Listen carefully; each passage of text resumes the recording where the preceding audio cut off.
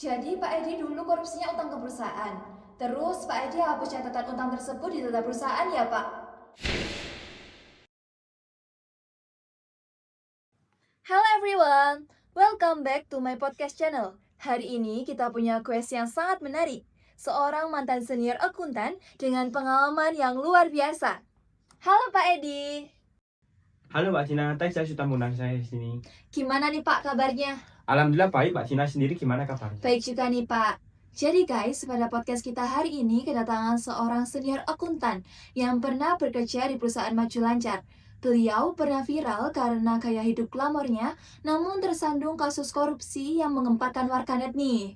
Untuk mengetahui ceritanya, langsung saja kita dengarkan cerita menarik dari Pak Edi. Honestly, hidup saya dulu sangat nyaman, Mbak. I had a stable job, good salary, and full trust dari perusahaan. Tapi semuanya berubah ketika saya membuat satu keputusan yang salah.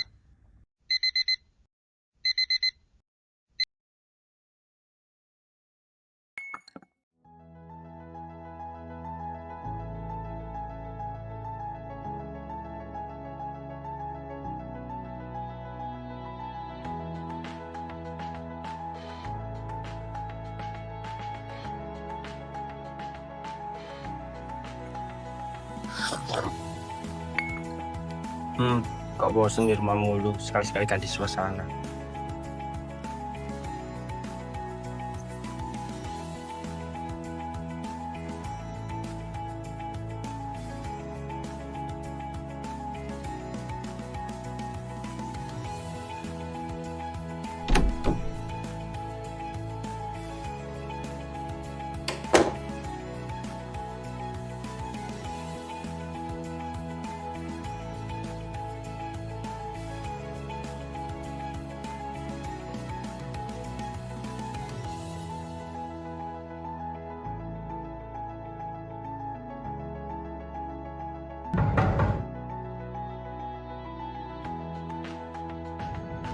Pagi Pak, saya mau memberikan rekapan piutang perusahaan ke karyawan bulan Maret. Dan saya juga sudah memasukkan utang Bapak yang 75 juta bulan kemarin.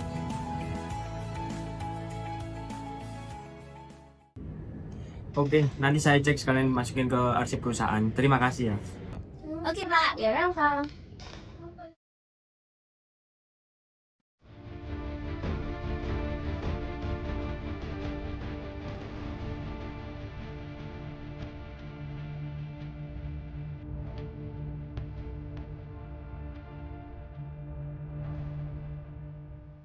Oh, jadi Pak Edi dulu korupsinya utang ke perusahaan.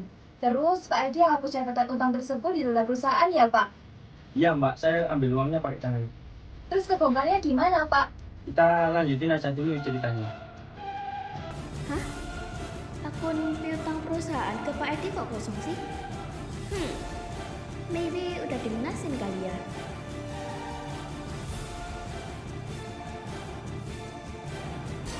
Apa ini? Hah? Nota perusahaan? Pak Edi kok terobos sih? Bukti transaksi kayak gini kok dibuang sembarangan? Harusnya kan disimpan di arsip. Loh, kok utang Pak Edi ke perusahaan? Terus tanggalnya masih kemarin-kemarin? Kok aku nggak ngerasa nyatet ya? Bentar, aku cek dulu di laporan. Oh, ada main nih Pak Edi. Lihat aja, interogasi dia. Permisi Pak. Iya, bisa, nggak Pak? Coba lihat ini Pak. Dapat dari mana kamu? Ini kan nota dulu. Pak, tolong jangan bohong ya. Saya tidak bodoh. Ini tertera di sini tanggalnya. Ini masih baru, di laporan kosong. Bapak main di belakang ya? Udah. Kamu diam aja. Kamu mau saya pecahin. Ini ambil. Kamu diam. Apa? Mau pecat saya? Justru Bapak yang akan dipecat Bu Rina. Masuk. Bu Rina, saya mau melaporkan sesuatu. Kenapa Linda? Ini Bu, Pak Edi main di belakang. Ya, korupsi Bu. Damn! Are you sure? Kamu tahu dari mana Linda? Terus akhirnya gimana Pak? Ya akhirnya saya dipecat Mbak. Sama si owner Burina itu saya dilaporkan ke polisi dan saya langsung kena pasal 603 sampai 606. Saya dijatuhi hukuman 3,5 tahun penjara serta denda 2 miliar. Baik, terima kasih Pak sudah berbagi pengalaman Bapak nih. Semoga dapat diambil hikmahnya. Untuk Bapak, apakah ada pesan-pesan untuk orang lain di luar sana agar tidak mengulangi kesalahan yang sama? Ya Mbak, saya ada pesan nih buat orang-orang yang nonton podcast ini. Tetaplah berada di jalan yang lurus. Jangan sekali-sekali tergoda untuk korupsi.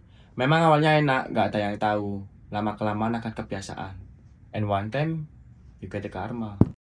Whatever. Yeah, the wonderful thing about that is that